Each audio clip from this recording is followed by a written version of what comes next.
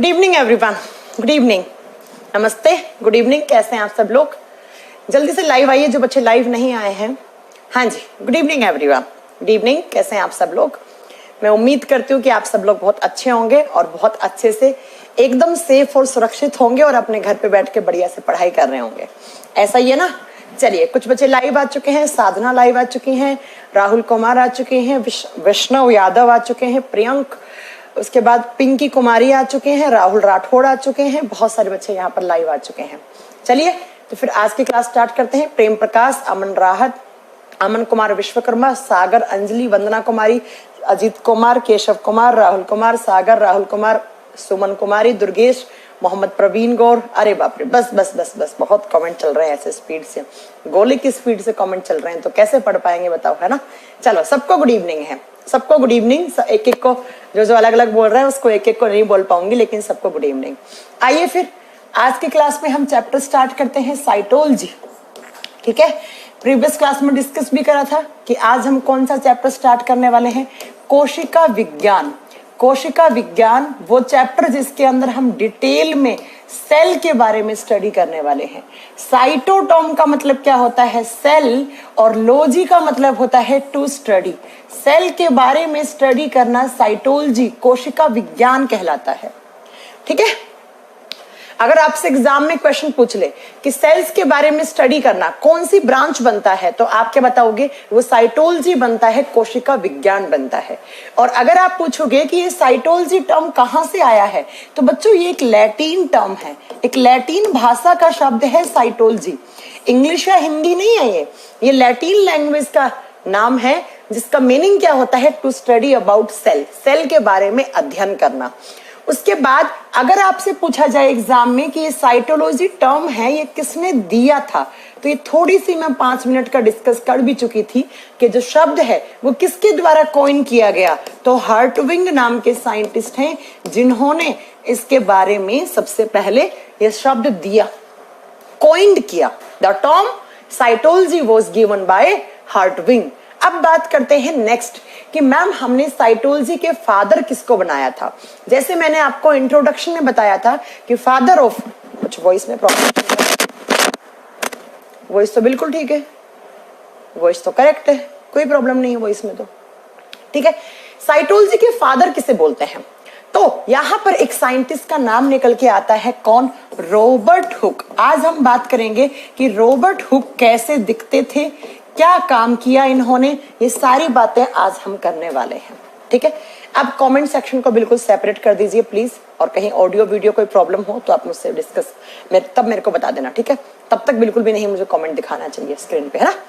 चलिए, तो Robert Hooke को कोशिका विज्ञान का जनक कहा जाता है। अब हम बात करेंगे क्यों कहा जाता है। क्योंकि रॉबर्ट हुक जी ने सबसे पहले 1665 में, 1665 में, अच्छा वॉइस इको हो रहा है, थोड़ा बहुत वॉइस में प्रॉब्लम है। चलो 1 मिनट का टाइम दो, मैं बैटरी चेंज।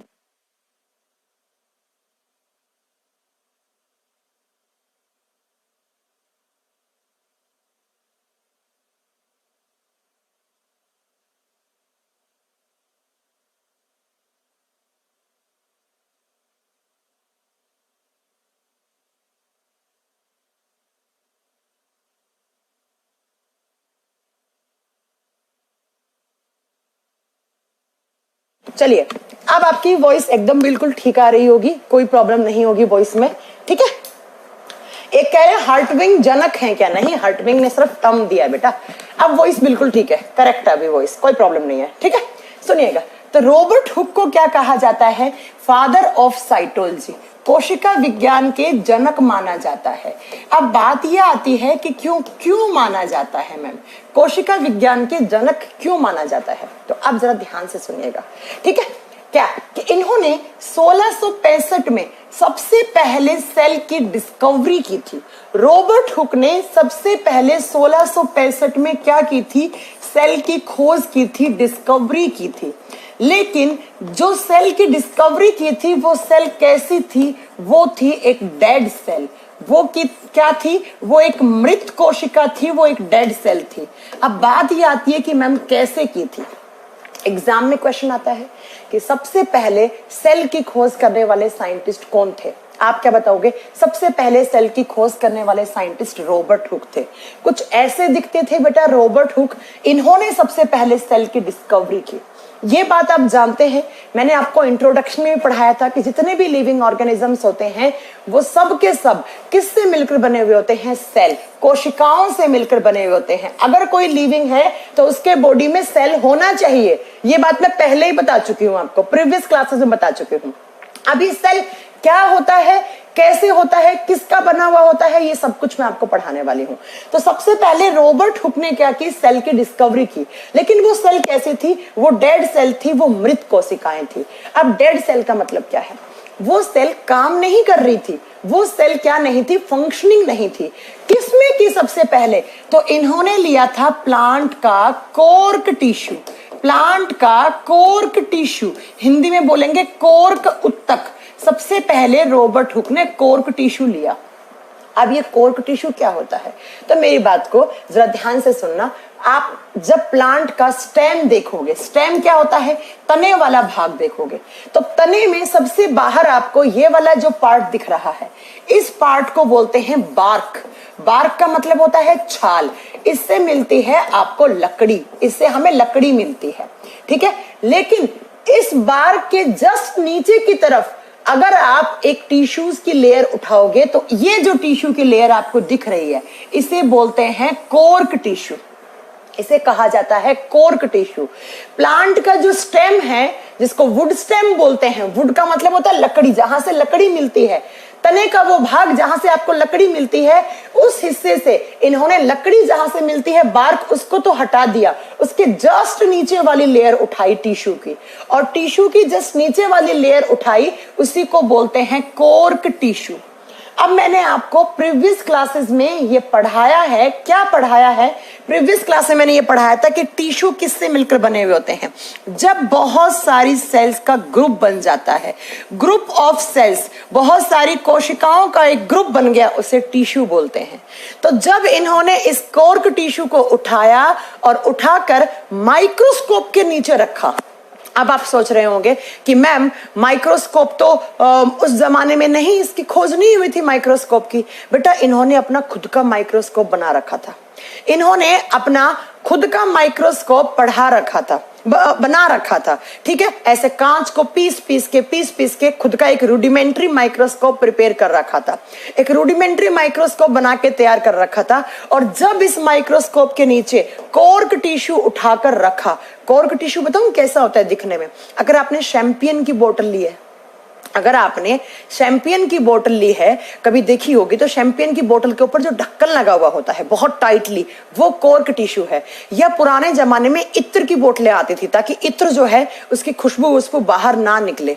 तो आपको क्या करना है कि उस इत्र की बोतल के ऊपर क्या था? ढक्कन लगा हुआ होता था, इसे बोलते हैं कोर्क टिश्यू।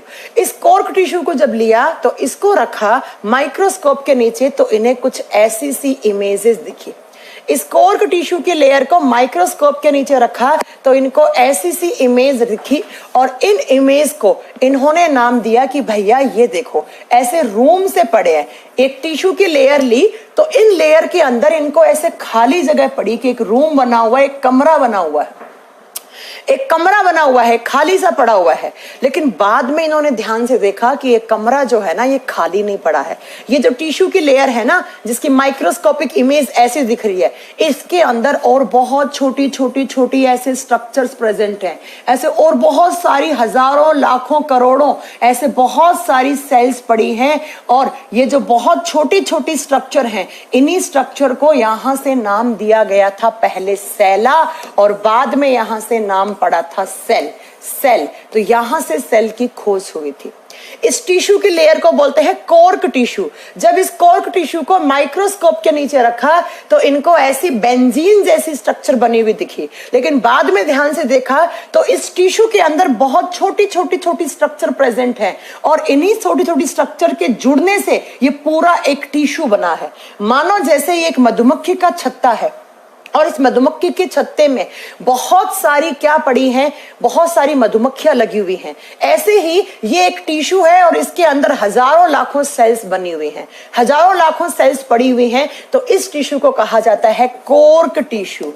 तो एग्जाम में क्वेश्चन आता है कि सबसे पहले डेड सेल की खोज किसने की? आप बताओगे रॉबर्ट हुक ने। किसमें की? कोर्क टिश्यू में। कोर्क टिश्यू के अंदर सेल्स थी, वो क्या थी? डेड सेल थी। ये मरी हुई थी। मरी हुई का मतलब है ये काम नहीं कर रही थी, ये फंक्शनिंग नहीं थी। आपको दिखाऊं कैसे दिखी थी? ये कुछ ऐसी दिखी थी। ये माइक्रोस्कोपिक इमेज है कोर्क टिश्यू की। और जब बहुत अच्छे से उन्होंने देखा तो ऐसे छोटी छोटी छोटी छोटी स्ट्रक्चर्स बहुत सारी इसके अंदर बनी हुई दिखी। और इन्हीं स्ट्रक्चर का यहां से नाम पड़ा पहले सेला और बाद में इनका नाम पड़ा क्या? सेल। तो यहां से सेल की डिस्कवरी हुई, यहां से सेल की खोज हुई। तो रॉबर्ट हुक वो पहले वैज्ञानिक हैं जिन्होंने सबसे पहले कोर्क टिश्यू के अंदर किसकी डिस्कवरी की थी? सेल की डिस्कवरी की थी। लेकिन ये सेल्स कैसी थी? ये सेल थी डेड सेल। ये मधुमक्खी के छत्ते जैसा लग रहा था, लेकिन मधुमक्खी का छत्ता है नहीं। जैसे एक मधुमक्खी के छत्ते के अंदर हजारों लाखों मधुमक्खियां होती हैं, वैसे कोर्क टिश्यू के अंदर हजारों लाखों सेल्स होती हैं। इन्हीं सेल्स को पहले सेला बोला, बाद में यहां से इसका नाम पड़ा सेल। और ये जो सेला टर्म है ना, ये एक लैटिन टर्म है, लैटिन भाषा का शब्द है। तो यहां से डेड सेल की खोज हुई। सबसे पहले सेल के बारे में बताने वाले कौन से साइंटिस्ट हैं? Robert Hooke. इसीलिए रॉबर्ट हुक को हमने क्या बना दिया? Father of cytology. इन्हें हमने क्या बना दिया? फादर ऑफ साइटोलॉजी, कोशिका विज्ञान के जनक। कब? सबसे पहले 1665 में। अब ये सेल्स तो थी डेड, लेकिन अभी एग्जाम में क्वेश्चन आता है कि भैया डेड के बाद लिविंग सेल की डिस्कवरी किसने की?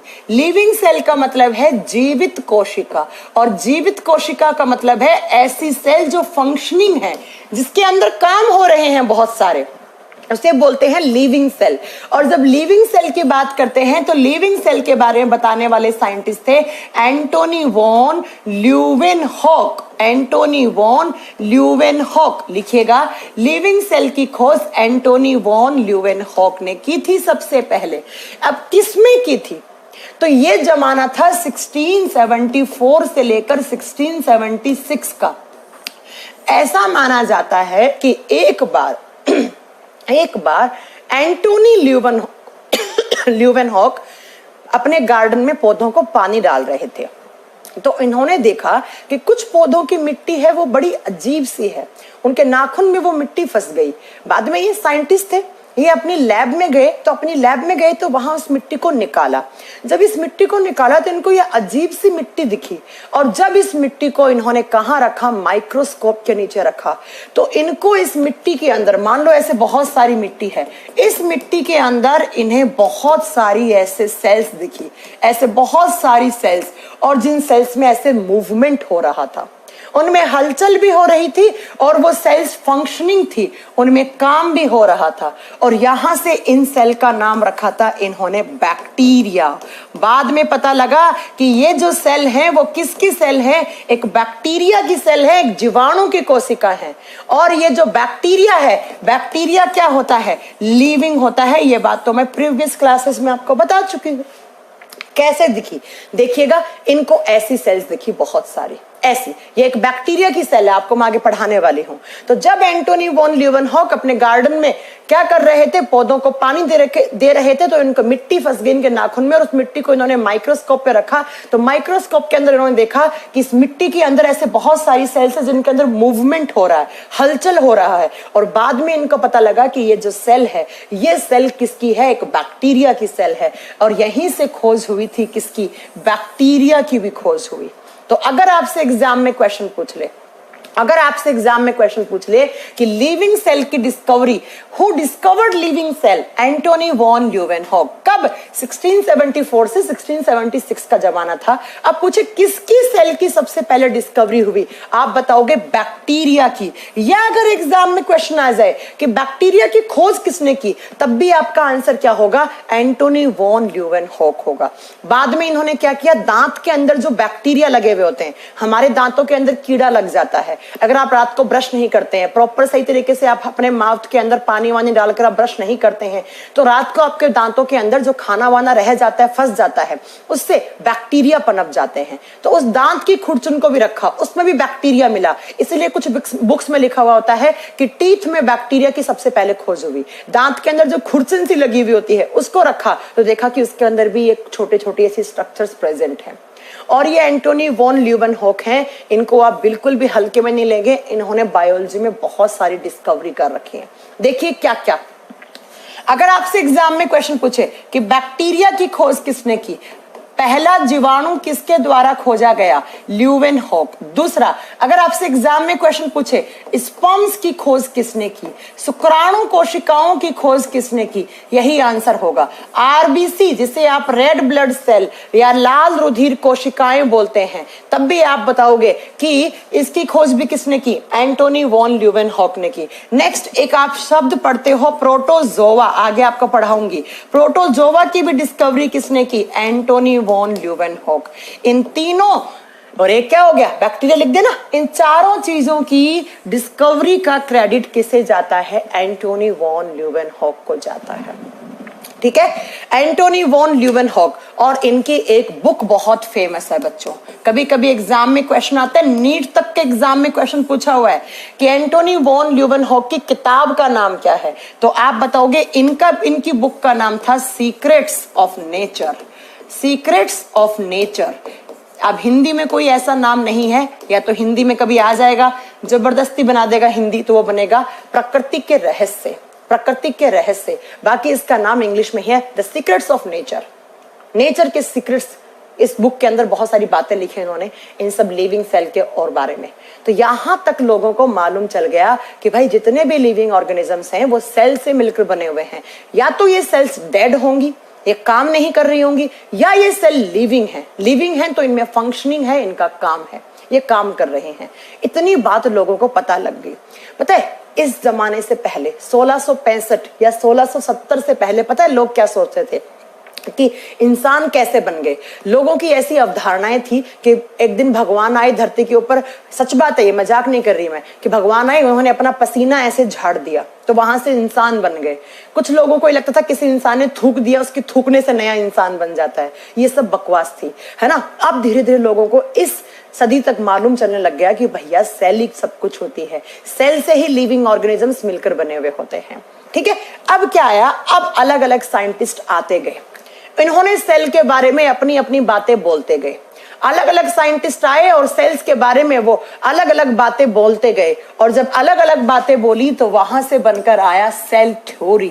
सेल थ्योरी, तो एग्जाम में क्वेश्चन आता है सेल थ्योरी क्या है, कौन कौन से पॉइंट है सेल थ्योरी के अंदर, कौन कौन से स्टेटमेंट है सेल थ्योरी के अंदर। कोशिका सिद्धांत, एग्जाम में सेल थ्योरी से बहुत सारे क्वेश्चंस आते हैं, ध्यान से सुन लेना।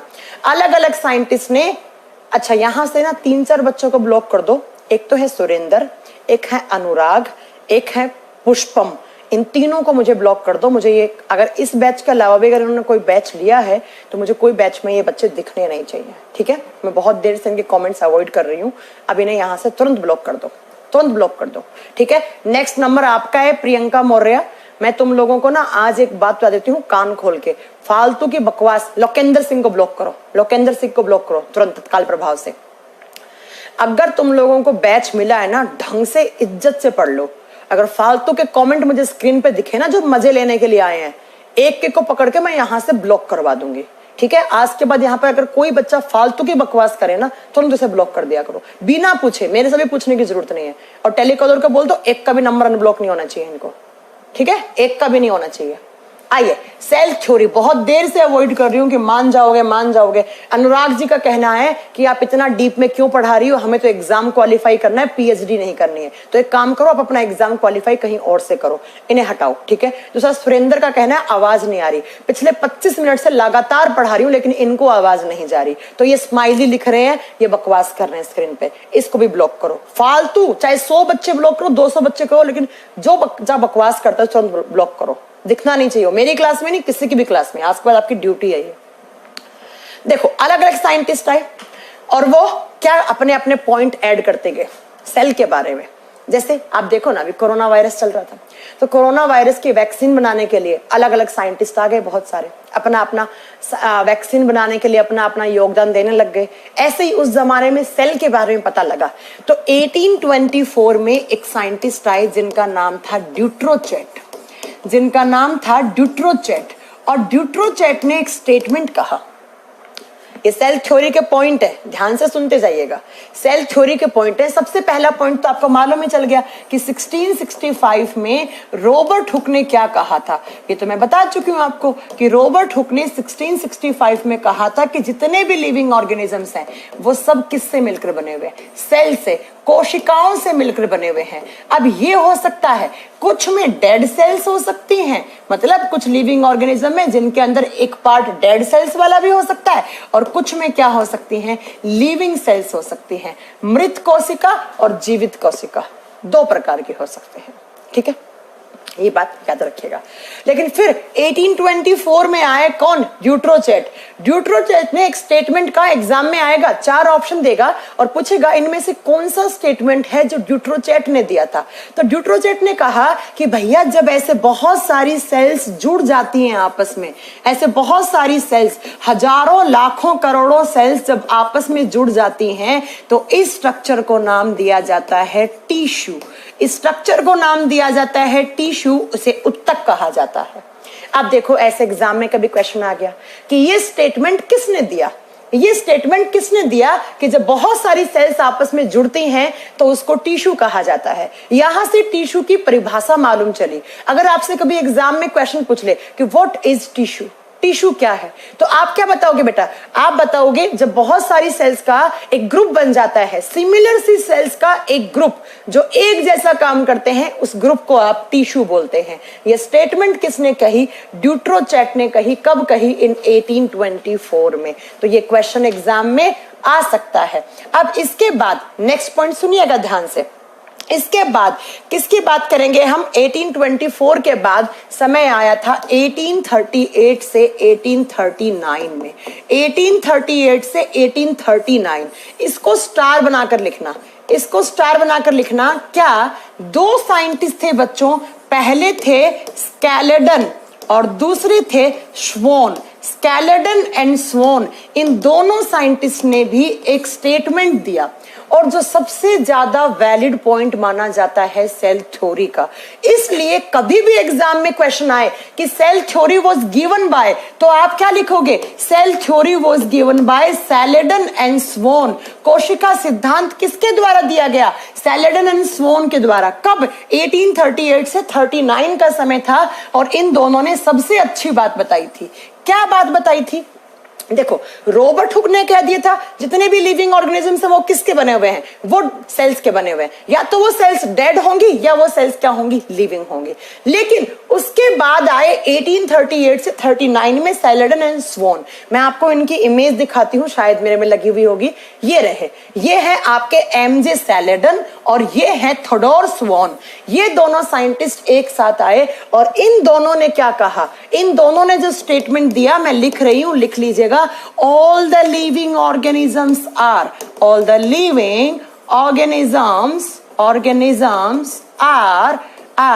made up of cells and product of cells। इसका मतलब क्या हो गया? जितने भी लिविंग ऑर्गेनिजम्स हैं वो सेल्स और सेल्स के साथ साथ जो सेल्स के प्रोडक्ट होते हैं, जो कोशिका के उत्पाद होते हैं, उनसे मिलकर बने होते हैं। ये स्टेटमेंट किसने दिया? सैलेडन और स्वोन। इसीलिए इन दोनों को रिवॉर्ड दिया गया था, सेल थ्योरी के जनक बोला जाता है इन्हें। सेल थ्योरी इनके द्वारा दी गई। All the living organisms are made up of cells. इस धरती पर जितने भी लिविंग ऑर्गेनिजम्स हैं वो सेल्स के और सेल के प्रोडक्ट। अब सेल के प्रोडक्ट बोले तो मैं आपको पढ़ाई हूं पहली क्लास में कि सेल बनती हैं। पहले, सबसे पहले एक सेल बनता है किसी भी लिविंग बॉडी में। पहला सेल बना, ये सेल अपने आप को डिवाइड करेगा, बहुत सारी सेल्स बनेंगी ऐसे, और बहुत सारी सेल्स के ग्रुप को क्या बोलोगे? टिश्यू, उत्तक बोलोगे। बहुत सारे टिश्यूज आपस में जुड़ेंगे तो टिश्यू सिस्टम जनरेट होगा, उत्तक तंत्र बनेगा।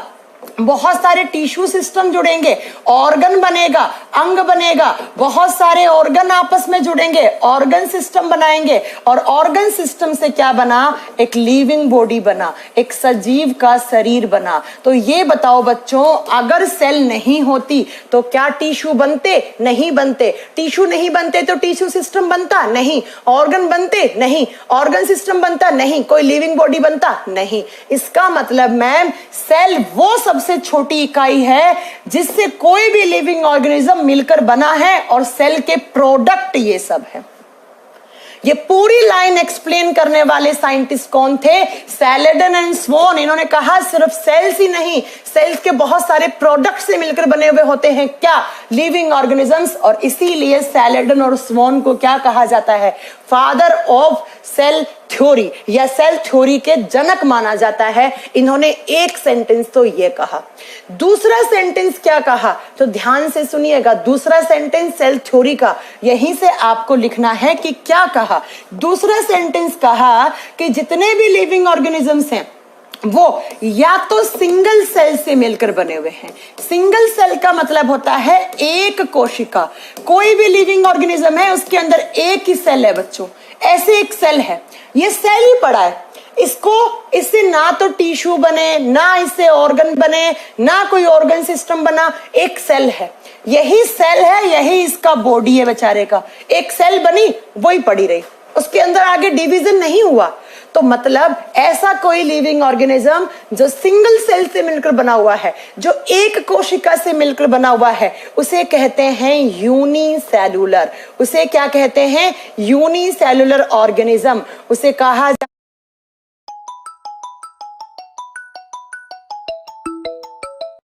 है एक कोशिकीय जीव, कि जिसके अंदर एक ही सेल है, यही सेल है, यही इसका शरीर है। इसी से खाना खाएगा, इसी से सांस लेगा, इसी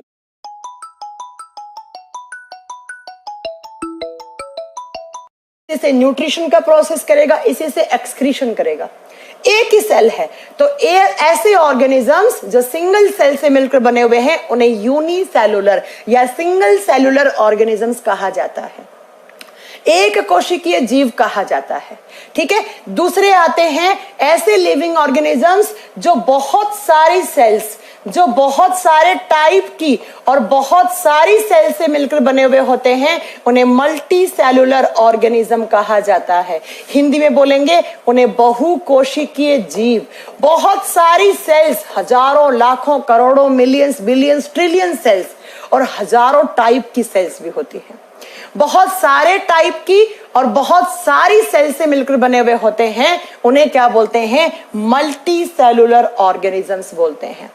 उन्हें बहुकोशिकीय जीव बोलते हैं। जैसे हम लोग, हमारी नाक की सेल्स है, उनका अलग काम है, उनका सूंघने का काम है, आंख वाली का देखने का काम है, कान वाली का सुनने का काम है, लीवर की सेल का अलग काम होगा, हमारा हार्ट है उसकी सेल्स का अलग काम होगा, ब्रेन वाली सेल्स का अलग काम होगा। तो इनकी स्ट्रक्चर भी अलग है, इनके फंक्शन भी अलग है। तो ऐसा कोई ऑर्गेनिज्म जो बहुत सारी सेल्स और बहुत सारे टाइप की सेल से मिलकर बना हुआ है, उसे मल्टी सेलुलर ऑर्गेनिज्म कहा जाता है, उसे बहुकोशिकीय जीव कहा जाता है।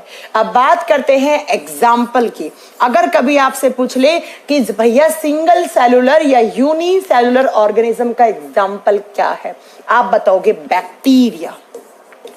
आप बताओगे बैक्टीरिया। बैक्टीरिया का मतलब है जीवाणु। जीवाणु। बैक्टीरिया सिंगल सेलुलर होते हैं। बैक्टीरिया की बॉडी में ना बैक्टीरिया का आंख होता है, ना नाक होता है, ना कान होता है, एक सेल है, वही उसका शरीर है। ठीक है। नेक्स्ट, अगर मैं पूछूं मल्टी सेलुलर ऑर्गेनिज्म का एग्जाम्पल क्या है? गाय, भैंस, घोड़ा, बकरी, प्लांट, हम लोग, एल्गी, शैवाल, कवक, ये सब किस में आते हैं? मल्टी सेलुलर में आते हैं। तो इसके एग्जाम्पल लिख लो, आप सब कुछ लिख लो, गाय, भैंस, घोड़ा, बकरी, बंदर, लंगूर, सब लिख लो। एंड प्लांट्स भी इसी का एग्जाम्पल आते हैं, पादप भी यहीं आएंगे।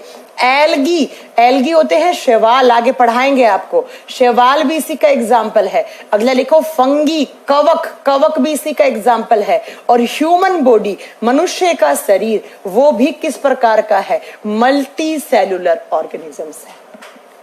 ये सेल थ्योरी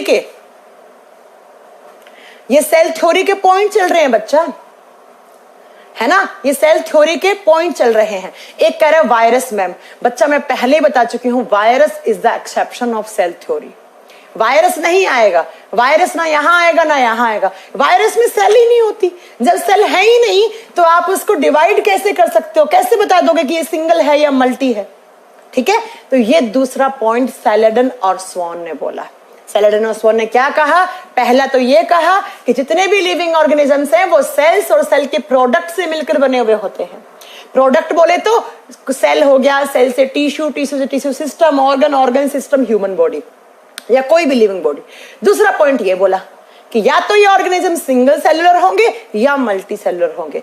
इसलिए ये सबसे ज्यादा अच्छे पॉइंट बोले, वैलिड पॉइंट बोले। किसने? सैलेडन और स्वॉन ने। इसलिए अगर कभी भी एग्जाम में क्वेश्चन आ जाए कि भैया सेल थ्योरी किसके द्वारा दिया गया है, तो आप क्या बताओगे बच्चा? सेल थ्योरी किसके द्वारा दिया गया है? सैलेडन एंड स्वॉन के द्वारा। अब एक बच्चा कह रहा है कि मैम युग्लिना क्या होता है, अमीबा क्या होता है, पैरामीशियम क्या होता है? तुम लोगों को क्या लगता है कि तुम लोगों ने नाम सुन लिए तो मेरे को पता नहीं होगा ये क्या? थोड़ा सा पेशेंस रखो, जहां पर जो चीज बताने वाली होगी ना वो मैं बताऊंगी। ठीक है, मेरे पे आंख बंद करके ट्रस्ट करो, मैं जैसे पढ़ाती हूँ वैसे पढ़ाऊंगी। पहले मुझे पढ़ाने दो, एक एक का डाउट लेने लग गई ना तो आपका काम हो गया। ठीक है, चलो आगे बात करेंगे थोड़ी सी। एक कह रहा है एल्गी की आंख नहीं होती। भैया एल्गी की आंख ही तो नहीं होती, एल्गी के अंदर बाकी सारे पार्ट होते हैं। प्लांट की आंख कहाँ होती है? प्लांट के पार्ट्स होते हैं, जैसे प्लांट की लीफ हो गई, प्लांट के पत्ते हो गए, प्लांट का स्टेम हो गया, प्लांट की जड़ें हो गई, तो ये प्लांट के सेल्स हैं, इनमें अलग अलग सेल्स हैं। जड़ों का अलग काम है, स्टेम का अलग काम है, लीफ का अलग काम है ना। चलो अब बात करते हैं नेक्स्ट। आदाब को यहां से ब्लॉक कर दो। ठीक है, अगला पॉइंट क्या है? अब इसके बाद आए थे बच्चों 1855 का समय। सेल थ्योरी में 1855 में एक साइंटिस्ट आए थे, बहुत ही फेमस साइंटिस्ट। इनका स्टेटमेंट हमेशा हमेशा पूछा जाता है। क्या? ध्यान से सुनिएगा, क्या पूछा जाता है? 1855 में एक साइंटिस्ट थे जिनका नाम था रुडोल्फ विर्चो।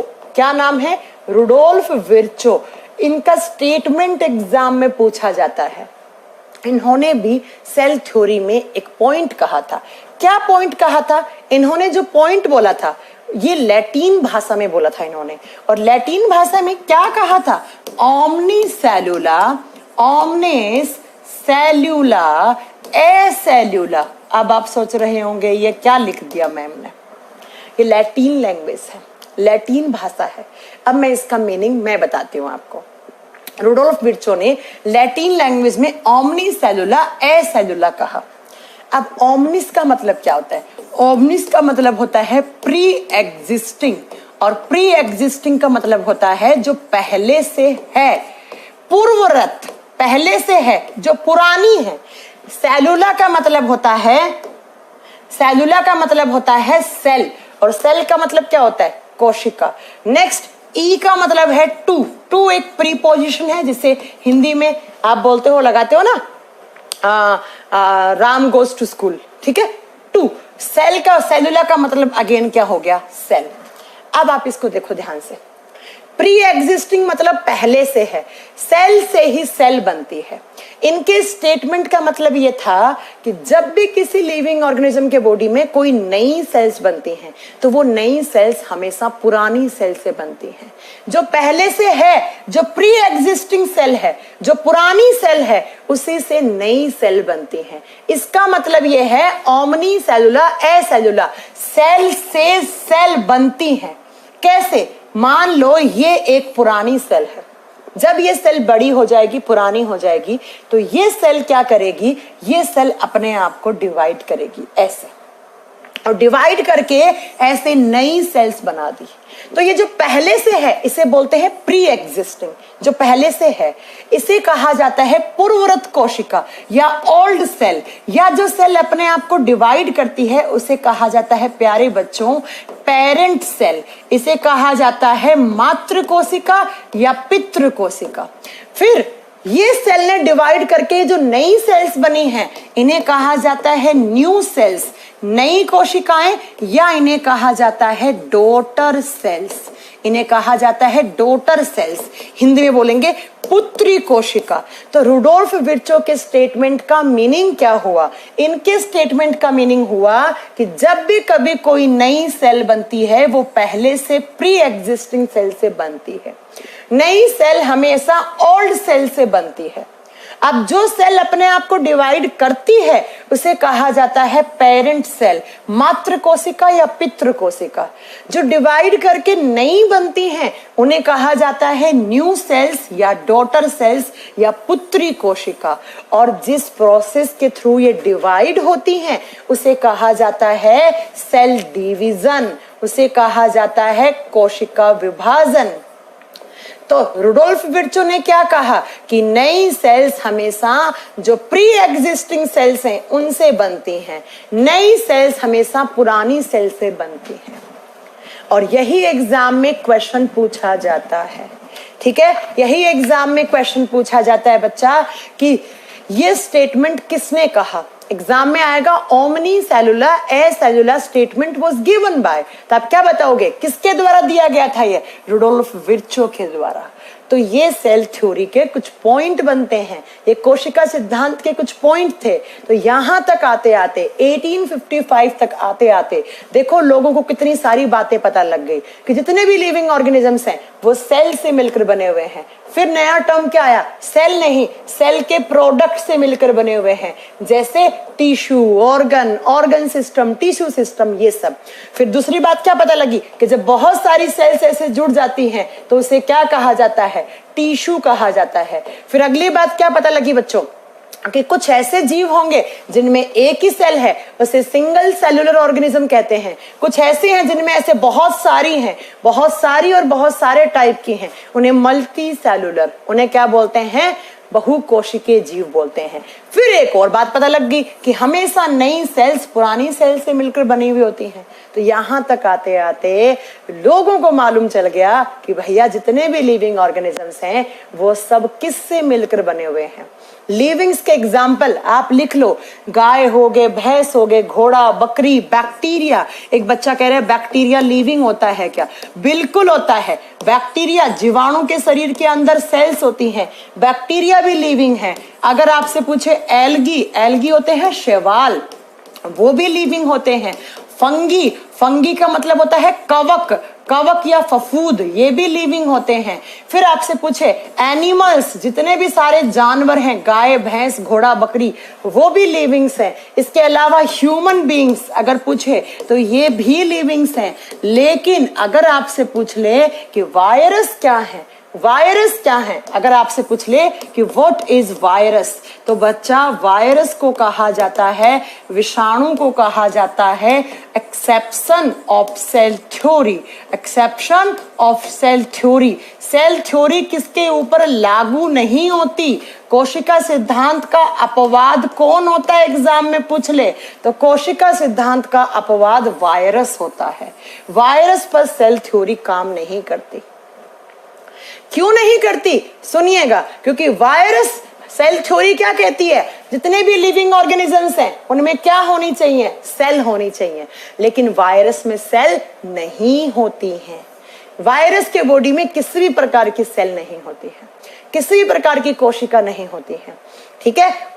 इसीलिए virus is the exception of cell theory. Virus को सेल थ्योरी का अपवाद माना जाता है। ये एग्जाम में क्वेश्चन आता है। और वायरस के बारे में एक क्वेश्चन और लिख लीजिएगा। वायरस को कहा जाता है लिविंग। लिविंग का मतलब होता है सजीव।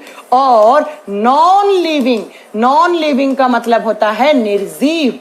सजीव और निर्जीव के बीच का कनेक्टिंग लिंक कहा जाता है।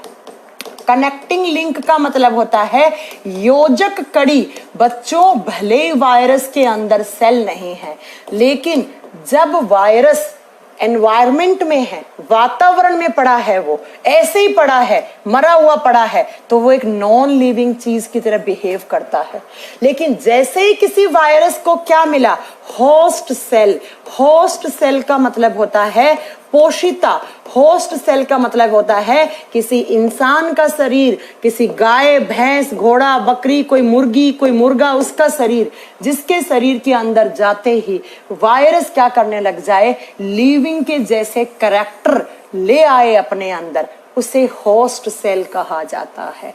जैसे कोरोना वायरस एनवायरमेंट में पड़ा तब तक वो नॉन लिविंग था, लेकिन मेरे शरीर में अगर कोरोना आ गया तो मेरा शरीर उस कोरोना वायरस के लिए होस्ट सेल है, एक पोषिता कोशिका है, क्योंकि मेरे शरीर के अंदर आकर मेरे फेफड़ों के अंदर जो सेल्स हैं उनके अंदर जाकर वायरस एक्टिवेट हो जाएगा और वो क्या करेगा, वहां पर खाना भी खाएगा, न्यूट्रिशन भी करेगा, अपनी फोटोकॉपी तैयार करेगा, रिप्रोडक्शन करेगा वहां पर, और वहां पर सारे के सारे कैरेक्टर लिविंग जैसे ले आता है वो, और मेरी सेल्स के अंदर इन्फेक्शन कर देगा जाकर।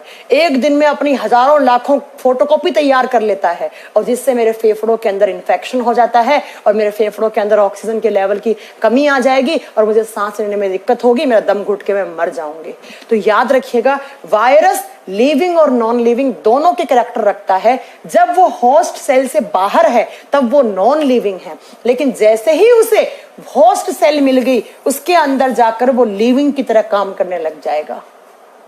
मेरे सेल्स के अंदर खून है, उस खून के अंदर इन्फेक्शन करेगा, है ना। तो याद रखिएगा, वायरस को लिविंग और नॉन लिविंग दोनों के कैरेक्टर हैं, इसलिए इसको कनेक्टिंग लिंक कहा जाता है। लेकिन वायरस के अंदर सेल नहीं है, इसलिए ये एक्सेप्शन, ये अपवाद बनता है, इसके ऊपर सेल थ्योरी नहीं लगती है।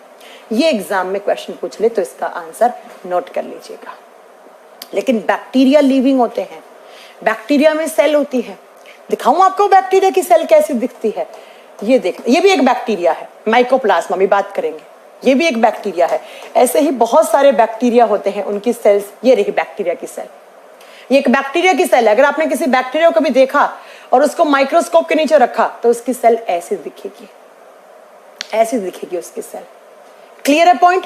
तो यहां तक आते आते सेल थ्योरी जब आई तो लोगों को इतनी बात पता लग गई कि भैया सेल नाम की चीज होती है। ऐसा नहीं कि किसी ने अपना पसीना छिड़का दिया उससे इंसान बन गया, नहीं। इंसान कैसे बना? रिप्रोडक्शन की प्रोसेस के थ्रू। और जिसमें क्या बना? सबसे पहले सेल, सेल से टिश्यूज, ऑर्गन्स, ऑर्गन सिस्टम बनते गए, और क्या बनता गया? एक लिविंग बॉडी बनता गया। ठीक है। अब बात आई लोगों के सामने कि क्या ये सेल्स छोटी बड़ी भी होती हैं? क्या ये सेल छोटी बड़ी भी होती हैं? यस। तो इसके लिए आपको कुछ की पॉइंट्स नोट करने हैं। कुछ की पॉइंट्स नोट कीजिए मेरे साथ। की पॉइंट का मतलब है वो मुख्य बिंदु जो एग्जाम में क्वेश्चन आते हैं। ठीक है।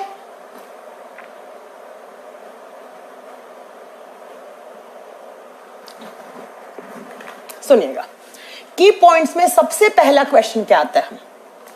Smallest cell of the universe, smallest cell of the universe, इस पूरे संसार में सबसे छोटी सेल किसकी मानी गई है? संसार की सबसे छोटी कोशिका, संसार की सबसे छोटी कोशिका किसे कहा जाता है? सबसे छोटी कोशिका किसके अंदर होनी चाहिए? तो भैया बैक्टीरिया से छोटा कुछ नहीं होता है बच्चों। मेरे इस कमरे में हजारों बैक्टीरिया हैं, लेकिन मुझे नहीं दिख रहे हैं, क्योंकि बैक्टीरिया माइक्रोस्कोपिक इमेज के आकार के होते हैं। अगर मुझे बैक्टीरिया देखना है तो मेरे हाथ में माइक्रोस्कोप होना चाहिए, मैं ऐसे देखूंगी तो मुझे बहुत सारे बैक्टीरिया दिख जाएंगे। आप दही खाते हैं, दही में भी बैक्टीरिया होते हैं, लेकिन कभी दिखते हैं कि आपको दही के अंदर बैक्टीरिया? नहीं, क्योंकि बैक्टीरिया स्मॉल माइक्रो ऑर्गेनिजम्स होते हैं, सूक्ष्म जीव होते हैं। तो अगर मैं बात करती हूँ कि इस यूनिवर्स में सबसे छोटी सेल किसकी दिखेगी, तो एक बैक्टीरिया की दिखेगी। लेकिन बैक्टीरिया तो बहुत सारे हैं मैम, बैक्टीरिया तो बहुत सारे हैं, हजारों प्रजातियों के बैक्टीरिया होते हैं। तो उनमें से सबसे छोटा कौन सा दिखता है? तो सबसे छोटा बैक्टीरिया दिखता है, उसका नाम होता है माइकोप्लाज्मा। सबसे छोटी बैक्टीरिया कौन सी है? तो अपनी नोटबुक में नोट करो, माइकोप्लाज्मा सबसे छोटी बैक्टीरिया मानी जाती है। वैसे तो बैक्टीरिया ही छोटी होती है, लेकिन सबसे छोटी किसकी? तो किसकी सेल? माइकोप्लाज्मा की सबसे छोटी सेल होंगी। कितनी? 1 माइक्रोमीटर से भी कम होती हैं। 1 माइक्रोमीटर से भी कम ऑर्डर की होती है माइकोप्लाज्मा की सेल। 1 माइक्रोमीटर से भी कम ऑर्डर की होती है माइकोप्लाज्मा की सेल। अब बच्चों इस माइकोप्लाज्मा के बारे में कुछ पॉइंट नोट करना जो एग्जाम में आते हैं, ठीक है। माइकोप्लाज्मा एक बैक्टीरिया है। अब मैं आपको बताती हूं, इसी माइकोप्लाज्मा के 2 नाम और भी होते हैं। इसी को कहा जाता है पीपीएलओ। कभी कभी एग्जाम में क्वेश्चन आएगा कि संसार की सबसे छोटी कोशिका किसकी है, तो ऑप्शन में माइकोप्लाज्मा नहीं होगा, ऑप्शन में होगा पीपीएलओ। आप सोचोगे पीपीएलओ क्या होता है, तो पीपीएलओ इसी का दूसरा नाम है।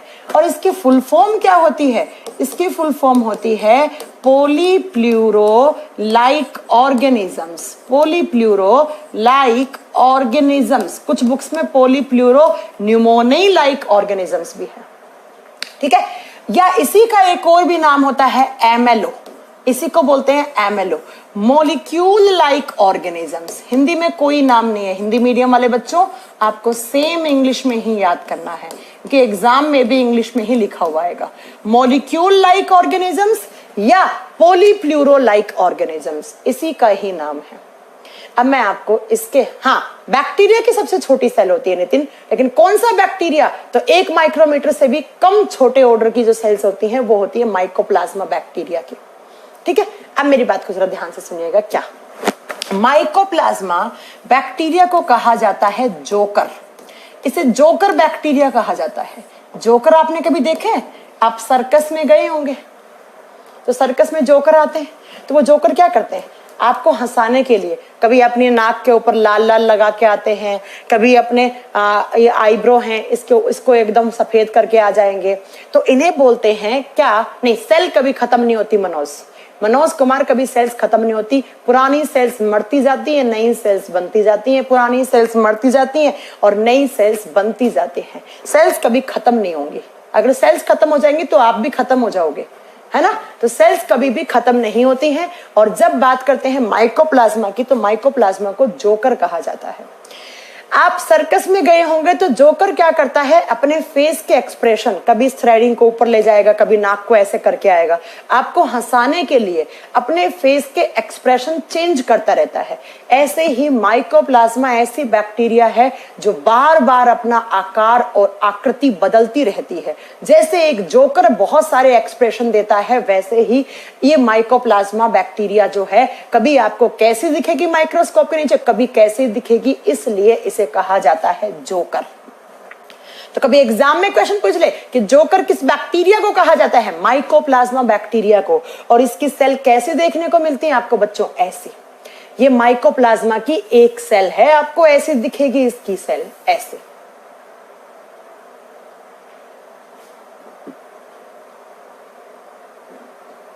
ठीक है, बता दोगे। तो माइकोप्लाज्मा को जोकर कहा जाता है। अगली बात मेरी जरा ध्यान से सुनना। जब इस माइकोप्लाज्मा की बात करते हैं, ये एक बैक्टीरिया है। और थोड़ी देर के बाद, मतलब नेक्स्ट क्लास में आएगा कि बैक्टीरिया की सेल के चारों तरफ एक दीवार बनी हुई होती है जिसे सेल वॉल बोलते हैं। जिसे क्या बोलते हैं हम, कोशिका भित्ति बोलते हैं। बैक्टीरिया की सेल के चारों तरफ ऐसे एक वॉल बनी हुई होती है जिसे सेल वॉल बोलते हैं। लेकिन माइकोप्लाज्मा ऐसी बैक्टीरिया है जिसकी सेल्स के चारों तरफ सेल वॉल नहीं प्रेजेंट होता। माइकोप्लाज्मा इकलौता ऐसा बैक्टीरिया है जिसकी सेल्स के चारों तरफ सेल वॉल नहीं होता है, कोशिका भित्ति नहीं होता है। इसके अलावा आप किसी भी बैक्टीरिया को पकड़ेंगे ना, उसकी सेल्स देखोगे तो सेल के चारों तरफ ऐसे एक वॉल, एक दीवार बना हुआ दिखेगा, एक कवरिंग बना हुआ दिखेगा जिसे सेल वॉल बोलते हैं। इसीलिए इस डायग्राम में यहां पर क्या लिखा हुआ है, नो सेल वॉल। माइकोप्लाज्मा के सेल्स के चारों तरफ कोई भी सेल वॉल नहीं होती, कोशिका भित्ति नहीं होती। तो एग्जाम में कभी ऐसा क्वेश्चन बन गया बच्चों, क्या क्वेश्चन बन गया कि किस बैक्टीरिया की सेल्स के चारों तरफ सेल वॉल नहीं होता, तो आप क्या बताओगे, माइकोप्लाज्मा बैक्टीरिया के चारों तरफ कोई भी सेल वॉल नहीं होता है, कोई भी कोशिका भित्ति नहीं होता है। ये एग्जाम में क्वेश्चन बन सकता है, बता दोगे। चलो, हो गई बात खत्म, आगे चले। तो माइकोप्लाज्मा सबसे छोटी सेल है, ऐसे दिखेगी, इस बैक्टीरिया की सेल ऐसे दिखेगी, आगे वापस आएगा ये, अभी फिलहाल इतना ही। अब ये तो हो गया इस यूनिवर्स की सबसे छोटी सेल।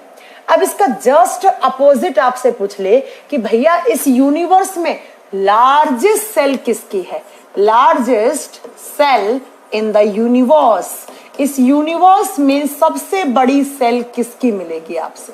संसार की सबसे बड़ी कोशिका किसकी मिलेगी? तो जब आप संसार की सबसे बड़ी कोशिका की बात करते हैं तो सबसे बड़ी कोशिका होती है ऑस्ट्रिच एग। ऑस्ट्रिच का जो अंडा है ना, उसकी सेल देखोगे ना आप तो वो सबसे बड़ी दिखेगी आपको। ऑस्ट्रिच एग, शुतुरमुर्ग के अंडे की कोशिका, शुतुरमुर्ग के अंडे की कोशिका सबसे बड़ी दिखेगी आपको। उसका अंडा ही कितना बड़ा होता है? बहुत बड़ा होता है। और शुतुरमुर्ग एक पक्षी है, एक बर्ड है, याद रखना, ठीक है? ऐसा शुतुरमुर्ग का अंडा इतना बड़ा दिखेगा आपको, ये देखो। और इसकी जब आप सेल उठाकर देखोगे तो इसकी सेल आपको सबसे बड़ी दिखेगी माइक्रोस्कोप के नीचे, ठीक है? मैम केमिस्ट्री की क्लास कब से स्टार्ट होगी? बच्चा अभी बायो चलेगा, फिजिक्स चलेगा, केमिस्ट्री बहुत बाद में चलेगा। जिसको पढ़ना है पढ़ लीजिए, ठीक है? चुपचाप पढ़ लीजिए। एक चैप्टर बायो का पढ़ाया नहीं, उससे पहले केमिस्ट्री की क्लास स्टार्ट करवा दो। बायो तो आती है क्या आपको? बायो आने लग गई? बायो में पीएचडी कर लिया आपने जो केमिस्ट्री पढ़ाना स्टार्ट कर दें हम, ठीक है? चलिए, तो अब बात करते हैं बच्चा क्या कि largest cell of the universe ostrich egg, शुतुरमुर्ग के अंडे की सेल सबसे बड़ी होती है। कितने ऑर्डर की? इसकी सेल का जो साइज होता है वो होता है 130 से लेकर 170 माइक्रोमीटर के ऑर्डर की। इस ऑर्डर की होती है इसकी सेल, ठीक है? और शुतुरमुर्ग एक बर्ड होता है। धरती पर सबसे बड़ा पक्षी पूछे तो शुतुरमुर्ग होता है, बहुत तेज दौड़ता है, देखना आप कभी भी, ठीक है? तो ये तो हो गई यूनिवर्स की बात। अब बच्चों ऐसे ही क्वेश्चन ह्यूमन बॉडी के बारे में तो पूछ सकता है ना। अगर मैं आपसे पूछूं तो हम लोग क्या है? ह्यूमन बॉडी भी क्या है? लिविंग है। तो अगर मनुष्य जाति के बारे में पूछ ले, देखना क्या क्या फैक्ट लिखवा रही हूं मैं हमारे बॉडी के बारे में। मनुष्य शरीर के बारे में पूछे, सबसे पहला क्वेश्चन पूछेगा कि ह्यूमन बॉडी की लॉन्गेस्ट सेल कौन सी है?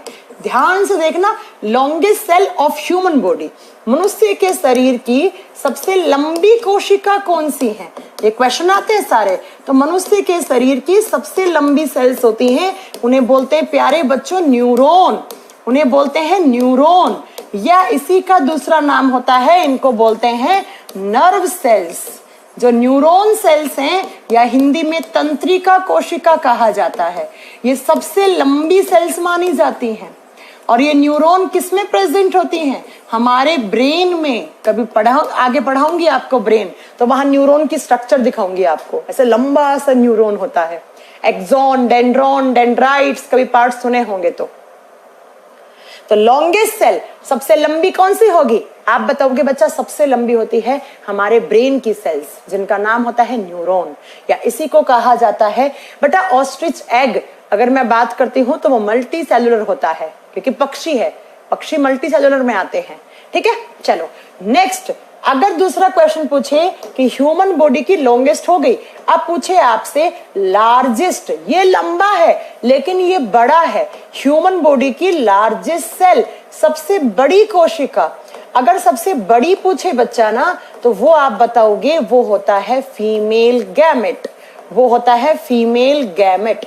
और फीमेल गैमेट का मतलब होता है मादा जनन कोशिका, और उसका नाम क्या होता है? तो उसे बोलते हैं ओवा, ओवम या अंडाणु या डिंब। जो लड़कियों के अंदर ओवा बनते हैं या उन्हें ओवम बोलते हैं, हिंदी में डिंब या अंडाणु, वो सबसे बड़ी सेल्स होती हैं। वो क्या होती है? सबसे बड़ी सेल्स होती हैं। इसका जस्ट अपोजिट पूछे, smallest cell of human body, smallest cell of human body, अगर पूछे सबसे छोटी सेल कौन सी होती है ह्यूमन बॉडी की, तो सबसे छोटी होती हैं जो लड़कों में स्पर्म्स बनते हैं, सबसे छोटी कोशिका, उसे कहा जाता है मेल गैमेट। सबसे छोटी सेल्स कौन सी होती हैं? तो मेल गैमेट, और मेल गैमेट का मतलब होता है बच्चों स्पर्म्स। मेल गैमेट जो लड़कों में क्या बनते हैं? गैमेट्स बनते हैं, मेल गैमेट, हिंदी में बोलेंगे नर जनन कोशिका, कौन सी? स्पर्म्स। और स्पर्म्स का मतलब होता है शुक्राणु, स्पर्म्स का मतलब होता है शुक्राणु। ये लो, यस, सुरेश सिंह राजपूत आपने सही आंसर दिया, राजा बाबू ने भी सही आंसर दिया।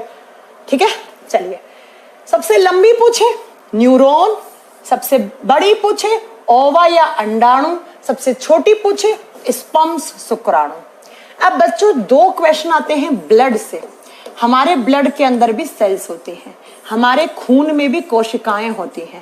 अगर पूछे खून में सबसे बड़ी कौन सी है, लार्जेस्ट ब्लड सेल, सबसे बड़ी ब्लड सेल कौन सी है, आप सब आंसर करके आओगे WBC, व्हाइट ब्लड सेल्स। आप सब आंसर करके आओगे WBC, जिसे हिंदी में कहा जाता है सफेद रुधिर कोशिका, व्हाइट ब्लड सेल्स। और इसका जस्ट अपोजिट पूछे कि स्मॉलेस्ट ब्लड सेल्स कौन सी हैं, ऐसे क्वेश्चन आते हैं फैक्ट, ये कुछ फैक्ट होते हैं ना, ये सारे क्वेश्चन आते हैं एग्जाम में। स्मॉलेस्ट ब्लड सेल्स कौन सी होती हैं, सबसे छोटी रक्त कोशिका RBC, और RBC को कहा जाता है लाल रक्त कोशिका, रेड ब्लड सेल्स। ये पांचों फैक्ट अपने कॉपी में नोट कर लेना। इस यूनिवर्स में सबसे बड़ा देखेगा तब तो किसकी सेल मिलेगी आपको, ऑस्ट्रिच एग सेल, शुतुरमुर्ग के अंडे की कोशिका। सबसे छोटी किसकी मिलेगी, बैक्टीरिया की। कौन सा बैक्टीरिया, आप बता दोगे माइकोप्लाज्मा। हमारी बॉडी में सबसे लंबी कौन सी है, नर्व सेल्स। सबसे छोटी कौन सी है, आपकी स्पर्म्स। हाँ, स्पर्म ज्यादा छोटा होता है RBC से, RBC से भी छोटा होता है बच्चा स्पर्म। ठीक है, ये बात याद रखिएगा। और सबसे बड़ी गैमेट सेल पूछे, सबसे बड़ी सेल पूछे ह्यूमन बॉडी की, ओवा या ओवम, डिंब या अंडाणु। और सबसे बड़ी ब्लड सेल्स पूछे तो बताओगे WBC, व्हाइट ब्लड सेल्स। और सबसे छोटी तो आप क्या बताओगे, आप बताओगे वो होती है RBC, लाल रुधिर कोशिकाएं। ये सारे पॉइंट आपको नोट करके रखने हैं। हाँ, WBC सबसे बड़ा होगा, लेकिन WBC से बड़ा कौन होगा, ओवा, ओवम, अंडाणु। ये कुछ फैक्ट थे आपको जो सेल्स के बारे में नोट करने थे, सेल्स के बारे में नोट करने थे। आपको मालूम चल गया कि सेल क्या होती है, फिर सबसे बड़ी किसकी, छोटी किसकी, ये सारी बातें वापस भी आने वाली हैं। अब एक सेल के अंदर क्या क्या होता है, अगर आपने एक सेल को उठाया, अगर आपने किसी बैक्टीरिया की सेल को उठाया तो वो आपको कैसी दिखेगी, अंदर तो बाद में छोड़ो।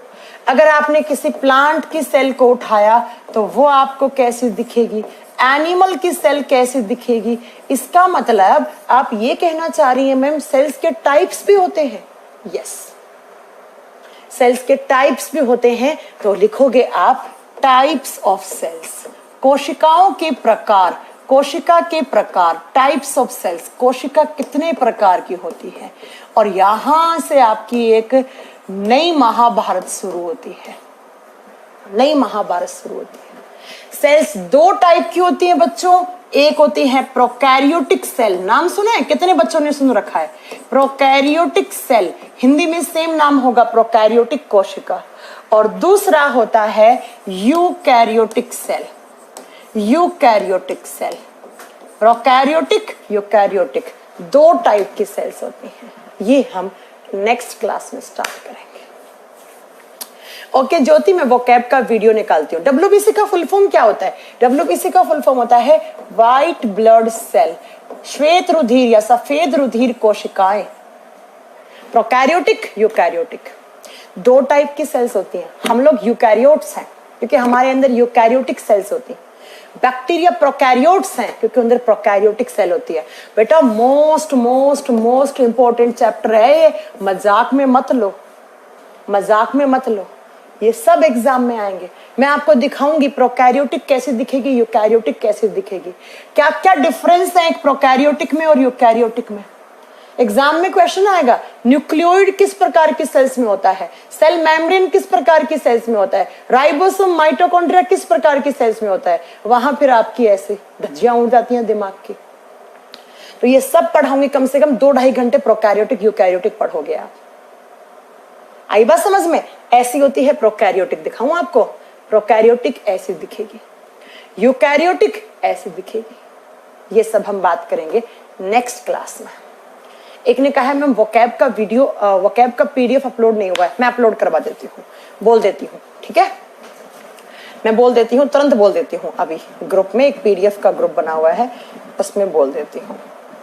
ठीक है प्यारे बच्चों, चलिए तो आज की क्लास यहीं तक है और प्लीज क्लास की डिग्निटी को मेंटेन करके रखा करें।